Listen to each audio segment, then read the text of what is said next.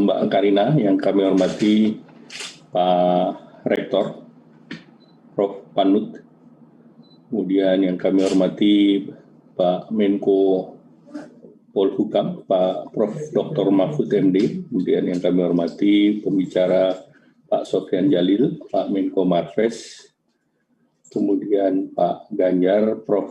Tajudin, dan pertama ini Prof. Nindyo. Izinkan kami menyampaikan beberapa hal terkait dengan pemulihan ekonomi dan juga terkait dengan Undang-Undang Cipta Kerja. Yang pertama, kalau kita lihat di dalam pandemi COVID-19 ini, secara global 54,9 juta terkonfirmasi, dan di Indonesia 470.000, dan kalau di Indonesia yang sembuh 84%, dan global 69%, sedangkan fatality rate di Indonesia adalah 3,24%, dan yang di global adalah 2,41%. Kalau kita lihat kasus tertinggi di DKI, kemudian Jawa Timur, Jawa Barat, Jawa Tengah, Sulawesi Selatan, Sumbar, Kaltim, Riau, dan Sumut. Nah, kalau kita lihat dampak terhadap ekonomi, pertumbuhan ekonomi Indonesia terkontraksi di kuartal kedua, minus 5,32. Namun di kuartal ketiga ada tren positif, yaitu minus 3,49. Dan kita berharap bahwa nanti di kuartal keempat antara minus 1,6, 1,7 sampai dengan positif 0,6. Nah, kalau kita lihat pertumbuhan konsumsi pemerintah menjadi driver untuk kenaikan di kuartal ketiga, yaitu 9,8, sedangkan berbagai sektor lain relatif rendah. Kemudian kalau kita lihat sektor pengungkit di sektor real, yaitu mulai dari real estate, pertanian, pendidikan, utilitas air, infokom, dan jasa kesehatan yang menjadi pengungkit agar ekonomi kita bisa tumbuh. Nah, pemerintah menangani COVID dengan 6 tema, yaitu sektor kesehatan yang perlindungan sosial, insentif usaha, prioritas UMKM dan pembiayaan korporasi, serta sektoral baik itu Pemda maupun kementerian lembaga, di mana ini program 6 sektoral ini dilanjutkan di tahun 2021, di mana di tahun 2021 disiapkan 372,3 triliun, kesehatan 25,4, UMKM 48,8, perlindungan sosial 110 triliun. Perlindungan sosial ini didorong untuk menjaga daya beli, program yang reguler seperti PKH, sembako, Bansos Jabodetabek akan dilanjutkan, kemudian kartu prakerja juga dilanjutkan. Ya, kemudian juga ada program diskon listrik, kemudian sembako dan BLT dana desa. Nah, kalau kita lihat masyarakat bisa melihat bahwa tren kita positif, kita bisa lihat dari PMI kita yang sempat terkontraksi kembali baik ke level 47, walaupun sempat masuk ke level 50 namun turun kembali, ini yang kita akan dorong. Kemudian juga indeks keyakinan konsumen, kemudian juga terkait dengan import bahan baku dan barang modal yang mengalami penaikan, ini membuktikan bahwa sektor sudah mulai bergerak. Nah, tantangan yang utama tentu terkait dengan pengangguran. Kita lihat bahwa terdapat 29,12 orang menganggur, terdiri dari 2,56 berdasarkan pengangguran karena COVID, kemudian bukan angkatan kerja sebesar 0,76, kemudian tidak bekerja bisa dirumahkan dan yang lain 1,7, dan bekerja dengan pengurangan jam kerja sebanyak 24. Nah, kalau kita lihat jumlah penganggur sudah meningkat menjadi 9,7, dan juga ini mayoritas berpendapatan rendah mengalami penurunan pendapatan. Nah, pemerintah juga melakukan riset dan transformasi ekonomi, karena kalau kita sudah turun ke minus, tentunya kita dorong agar terjadi pembalikan menjadi riset dari nol dengan digitalisasi, kemudian perubahan pekerjaan di masa mendatang, perubahan preferensi konsumen dan ketahanan bisnis, dan tentunya pemerintah melakukan intervensi lebih dalam. Nah, kalau kita lihat apa yang dialami saat sekarang, yaitu setiap tahun ada 6,9 juta masyarakat membutuhkan kerja, ini angkatan kerja setiap tahun. Kemudian yang tadi dirumahkan sekitar 3,5 juta, dan 3 juta anak-anak muda kita lulusan daripada perguruan tinggi 1,7, SMK dan SMA 1,3, sehingga dengan demikian ini adalah yang perlu diciptakan lapangan pekerjaannya. Dan dari 64,19 juta UMKM, inilah UMK yang sebagian besar di sektor informal.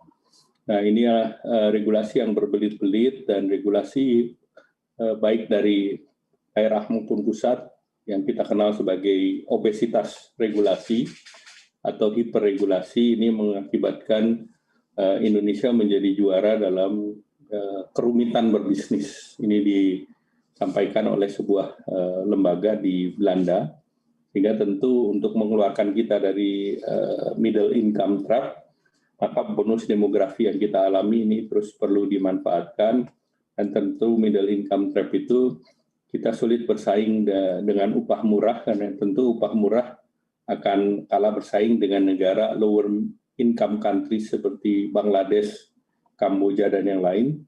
Sedangkan untuk bersaing dengan negara relatif maju, kita bersaing dengan produktivitas dan teknologi, sehingga negara middle income country itu tidak bisa bersaing dengan low middle income maupun dengan yang negara berteknologi tinggi. Nah, kita dengan Undang-Undang Cipta Kerja menyelesaikan ini semua, dan kita memilih bahwa berbasis produktivitas itu adalah yang akan kita dorong untuk menjadi daya saing atau daya ungkit perekonomian.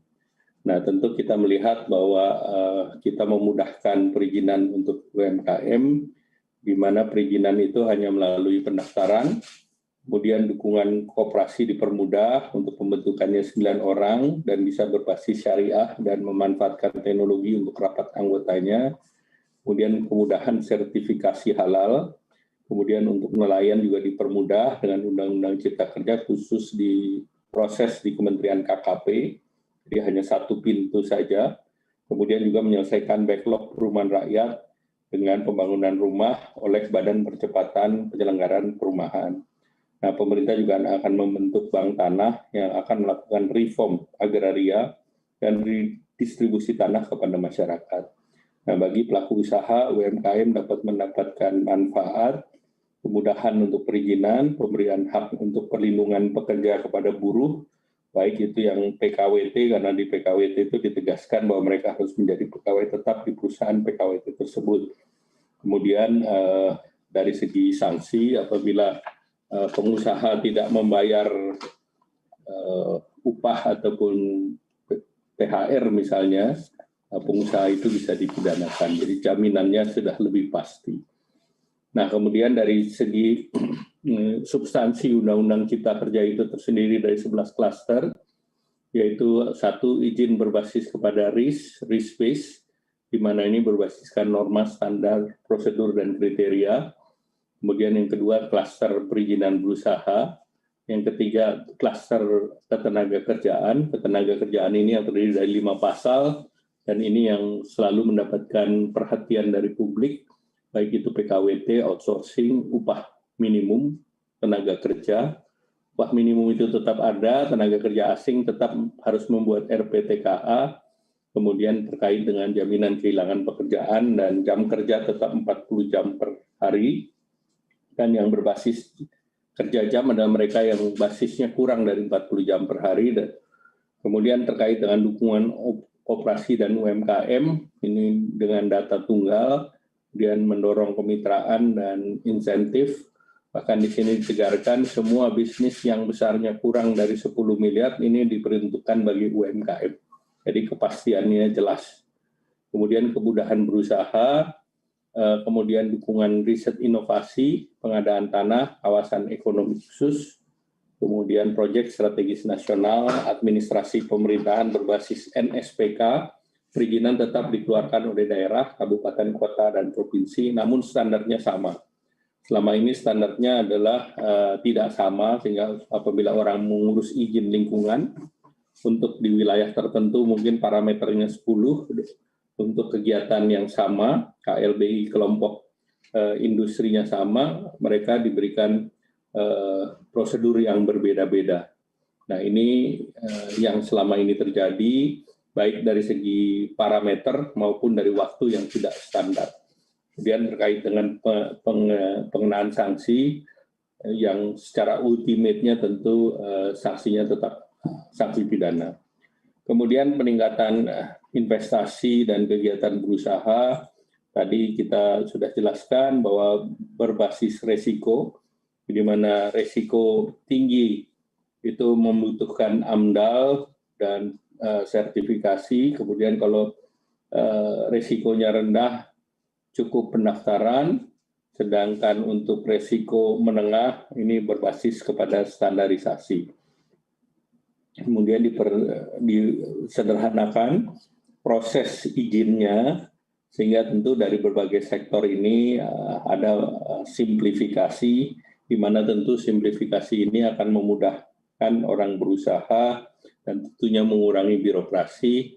Kalau kita melihat pengurangan birokrasi akan mengurangi pungli, dan ini sangat sesuai dengan undang-undang yang terkait dengan penindakan korupsi.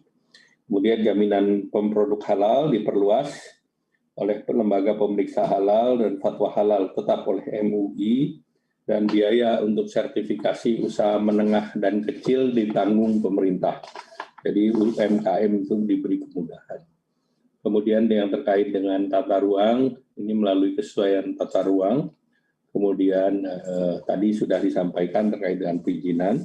Kemudian kemudahan berusaha mulai dari imigrasi, pendaftaran paten, pendaftaran merek, pendirian PT, UMKM cukup 1 orang, dan dengan 1 orang bisa didaftarkan di mana saja, dan modalnya tidak dibatasi. Di sebelum undang-undang ini berlaku untuk mendirikan PT adalah 50 juta, sedangkan di negara tetangga misalnya Singapura bisa mendirikan PT dengan modal $1 atau $1 company. Sehingga dengan demikian tadinya kita hanya boleh 50 juta, sehingga bandingkan di usaha kecil menengah yang atau super mikro yang berdasar kriterianya adalah 10 juta tidak bisa membentuk PT. Kemudian juga terkait dengan BUMDes berbentuk badan hukum.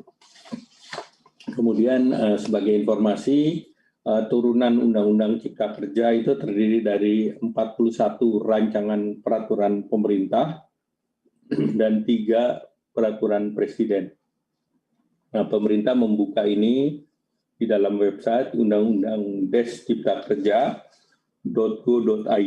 dan ini bisa diakses oleh publik, dan pemerintah sedang membuat tim aspirasi, di mana tim aspirasi ini nanti bisa melakukan diskusi dengan publik terkait dengan usulan-usulan. Demikian, terima kasih. Wassalamualaikum warahmatullahi wabarakatuh.